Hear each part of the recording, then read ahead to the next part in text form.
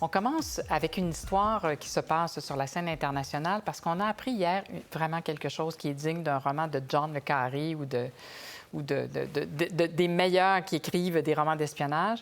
Un ex-ambassadeur américain, diplomate de haut niveau, qui s'appelle Victor Manuel Rocha, a été accusé d'avoir espionné pour le compte de Cuba pendant plus de 40 ans. On revient sur cette histoire-là parce que, évidemment, c'est captivant, mais surtout, on a les lumières de Gilles Rivard, qui est un ancien ambassadeur du Canada en Haïti. Bonjour, M. Rivard. Bonjour, Mme Richer. Alors, le procureur général des États-Unis a déclaré qu'il s'agit sans doute d'une des plus longues infiltrations touchant des niveaux les plus importants d'un agent étranger au sein de l'État américain. Comment est-ce que ça a pu être possible qu'il sévisse comme ça pendant tant d'années? Comme vous dites, c'est une vraie histoire de John le Carré Oui. ou de Tom Clancy. Effectivement, c'est assez impressionnant. Ce qu'il faut remettre en contexte, c'est que cette personne-là n'a pas été à l'emploi du gouvernement américain pendant 40 ans. Donc, il est évident qu'à partir du moment où il a quitté, il a perdu tous ses codes sécuritaires. Il devait peut-être être moins utile pour Cuba, mais quand même, ça restait un contact très important. Il n'y a aucun doute, quand il était au ce qu'on appelle le NSC, National Security Council, il avait accès à des documents probablement secrets ou top secret, tout dépendant de sa cote sécuritaire. Mais c'est vraiment une histoire assez renversante, je dois l'admettre. Oui, en effet. Alors, ce Rocha, il a occupé de hautes fonctions au sein de la diplomatie américaine. Vous l'avez dit, membre du Conseil de sécurité. Il a été ambassadeur américain en Bolivie. Il a occupé de nombreux postes en Amérique latine, dont à La Havane. Qu'est-ce qu'il pouvait communiquer comme information à Cuba? Bien, d'abord, ce que l'histoire ne dit pas, et on ne le saura peut-être jamais, peut-être que Cuba servait d'intermédiaire pour d'autres pays alliés de Cuba, comme la Russie, pour communiquer des informations beaucoup plus sensibles. Ceci étant dit, tout comme au ministère Affaires mondiales Canada, M. Rocha travaillait sur le bureau d'Amérique latine. Alors, il avait accès aux documents sur l'Amérique latine, sur l'Amérique centrale et cette région. Il n'avait peut-être pas accès à des documents de sécurité nationale qui touchaient les relations de Russie. Je ne le sais pas, l'article ne le mentionne pas. Chose certaine, s'il travaillait au Conseil national de sécurité, il avait accès à des documents très sensibles, peut-être sur de l'infiltration à Cuba, peut-être sur les moyens comment dirais-je, d'affecter le gouvernement américain dans ses relations avec Cuba ou avec d'autres pays.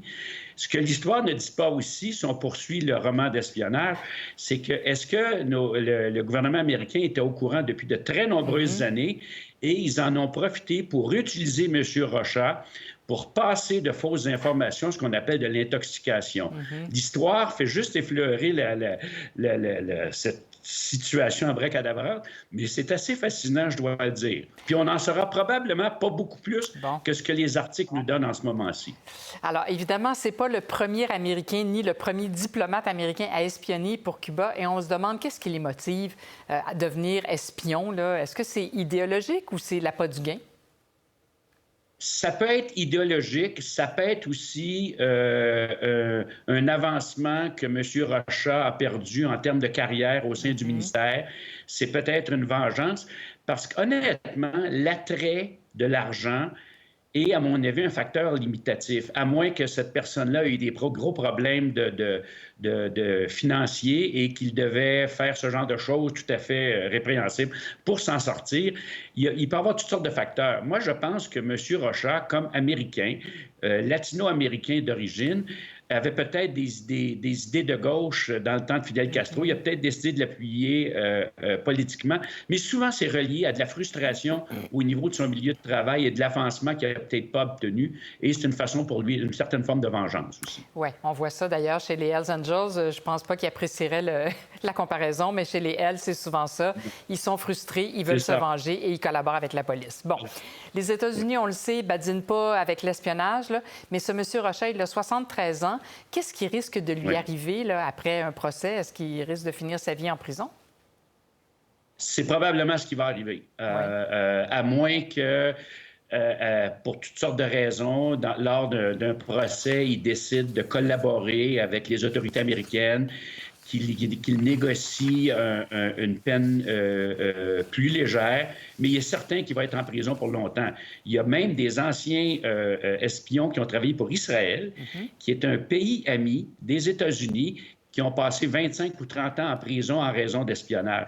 Les États-Unis sont extrêmement sévères. Au Canada, on a des lois là-dessus aussi, mais aux États-Unis, ils sont extrêmement sévères avec ça. Et souvent, ce sont des militaires, pas nécessairement des hauts gradés, qui se font prendre dans ce genre de mésaventures, qui en subissent les coups. Mais le message est envoyé aux diplomates et aux officiers, aux militaires américains et à ceux qui ont des codes sécuritaires.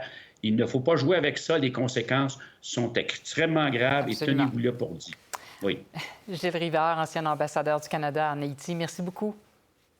Madame Richer, c'est un plaisir. Au revoir. Au revoir.